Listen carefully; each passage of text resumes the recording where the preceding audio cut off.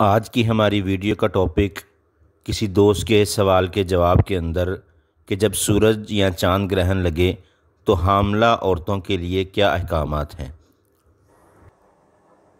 السلام علیکم ورحمۃ اللہ وبرکاتہ۔ ان الحمد للہ نحمده ونستعینه ونستغفره اما بعد اعوذ باللہ من الشیطان الرجیم بسم اللہ الرحمن الرحیم۔ وجمع الشمس والقمر يقول الإنسان يومئذ أين المفر۔ صدق اللہ العظیم۔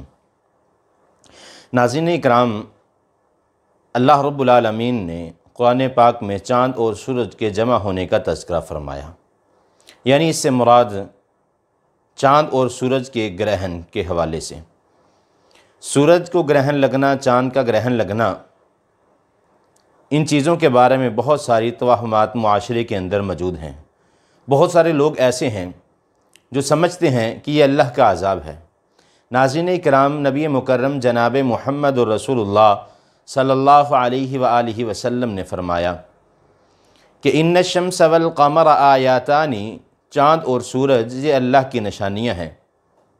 ان کے گرہن لگنے کی وجہ سے نہ تو کسی جان کا کوئی نقصان ہوتا ہے اور نہ ہی کسی کی زندگی اور موت کا کوئی سبب بنتا ہے، بلکہ نبی مکرم صلی اللہ علیہ وسلم نے فرمایا یہ تو اللہ رب العالمین کی نشانی ہے۔ ناظرین اکرام، آج میں بات کرنا چاہتا ہوں معاشرے کے اندر سورج گرہن کے حوالے سے، چاند گرہن کے حوالے سے لوگوں کے اندر بے شمار بدعات موجود ہیں، بے شمار باتیں موجود ہیں جن کا حقیقت کے ساتھ اور دین اسلام کے ساتھ کوئی تعلق نہیں۔ نبی مکرم جناب محمد رسول اللہ صلی اللہ علیہ وسلم کے لخت جگر ابراہیم جس دن انتقال کیا تو اس دن سورج گرہن لگا۔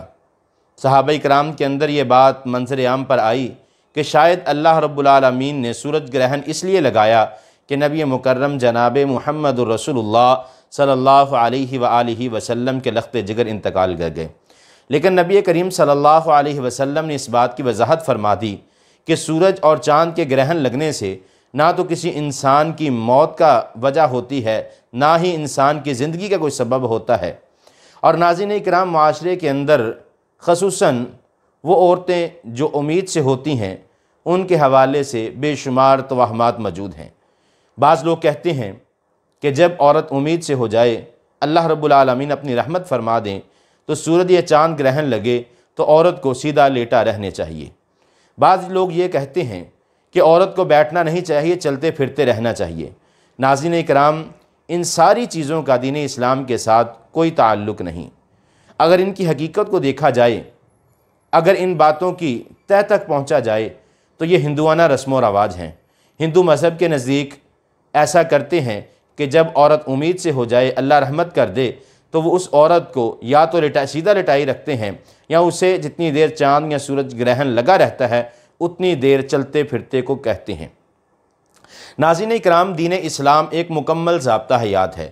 دین اسلام کے اندر بے شمار چیزیں ایسی ہیں جو ہم نے اپنے معاشرے کے اندر ہندوانہ رسم و رواج سے شامل کر لی ہیں، جن کا دین اسلام کے ساتھ کوئی تعلق نہیں۔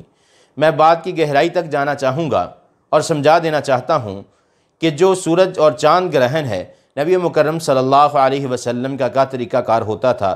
جب چاند یا سورج کو گرہن لگتا، نبی کریم صلی اللہ علیہ وسلم کسی کو حکم دیتے، وہ اعلان فرماتا، لوگ مسجد میں جمع ہو جاتے۔ حدیث میں ہے نبی مکرم صلی اللہ علیہ وسلم اتنی لمبی نماز پڑھاتے کہ سورج اور چاند کے گرہن کا وقت ختم ہو جاتا۔ نبی مکرم صلی اللہ علیہ وسلم 2 رکعت ادا کرتے جن کے اندر 4 رکوع اور 4 سجدے کیا کرتے۔ پہلے لمبا قیام کرتے، پھر لمبا رکوع کرتے، پھر کھڑے ہوتے، پہلے قیام سے ذرا کم قیام کرتے، پھر رکوع کرتے، پھر اسی طرح 4 رکوع اور 4 سجدوں کے ساتھ 2 رکعت نبی مکرم صلی اللہ علیہ وسلم چاند اور سورج گرہن کی پڑھاتے رہے۔ ناظرین اکرام، اگر سورج اور چاند کے گرہن لگنے سے اگر کسی کو کوئی فرق پڑتا تو نبی مکرم جناب محمد رسول اللہ صلی اللہ علیہ وآلہ وسلم اس چیز سے آگاہ فرماتے۔ یہ سارے توہمات ہیں جو دین اسلام کے اندر شامل کیے گئے ہیں۔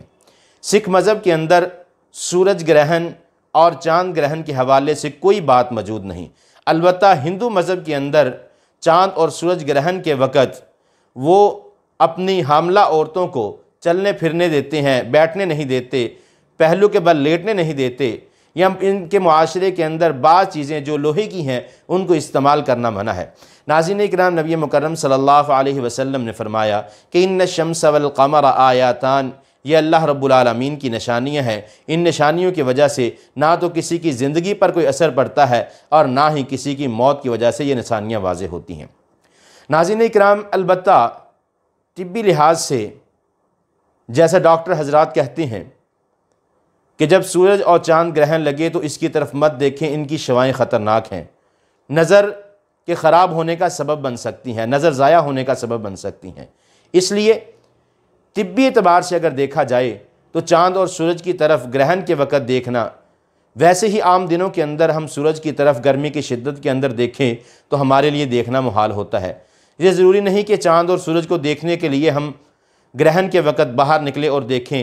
طریقہ جو مسنون طریقہ ہے وہ یہ ہے کہ ہم نماز کو ادا کریں، جماعت کے ساتھ نماز کو ادا کریں، اللہ کا ذکر کریں، تسبیحات کریں۔ اس کے علاوہ دین اسلام کے اندر کوئی ایسی بات موجود نہیں کہ کسی عورت کو جب وہ حاملہ ہو وہ لیٹ جائے یا سیدھی کھڑی رہے یا چلتی پھرتی رہے۔ بعض لوگ کہتے ہیں کہ بچے اور ماں دونوں کے لیے اثر انداز ہے، ایسا کوئی بھی بات نبی مکرم صلی اللہ علیہ وسلم نے نہیں بتائی۔